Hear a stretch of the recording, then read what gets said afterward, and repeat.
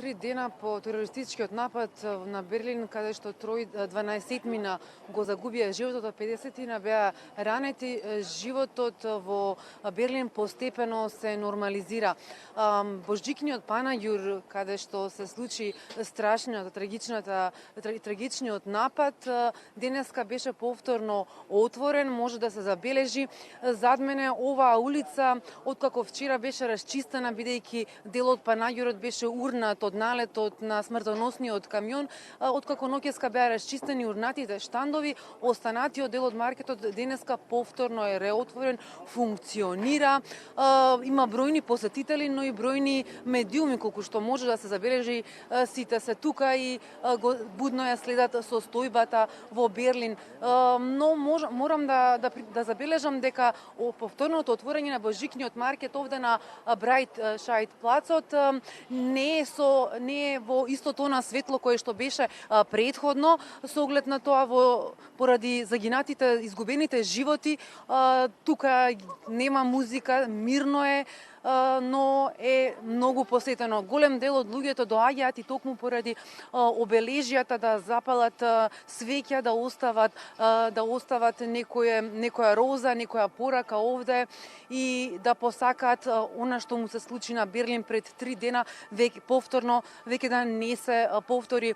Голем дел од луѓето кои што работат овде на штандовите денеска не беа расположени да даваат изјави за медиумите кои што се од цел свет овде стационирани, но јас успеав со неколкумина и под камерата и пред камерата да разговарам, велат дека посетителите денеска доаѓаат чисто да видат што се случува овде и да остават некоја роза, но дека не им е седно ниту на тие што работат овде, ниту тие што доаѓаат по она што се случи, но велат животот мора да продолжи. Не сме Берлин, жителите на Берлин, на Германија, на Европа да се предадат на оние што сакаат да ги заплашат, на оние кои што вршат тероризам за да го уништат животот овде. Токму зад мене е едно од местата, едно од обележјата.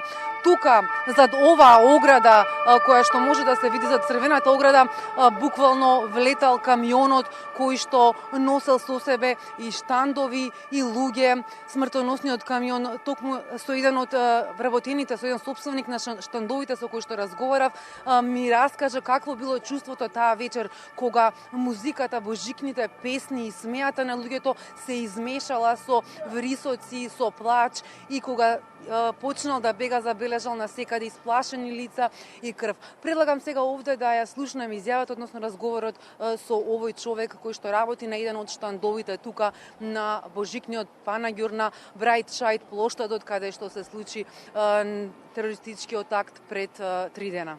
At the moment when the truck crashed the Christmas market, I don't realize the what happened, because the truck crashed already the Christmas market. So the truck over there, and 100 meters before there was a few people. They're laughing, they make picture, and the Christmas sounds in the background. I say, it isn't real.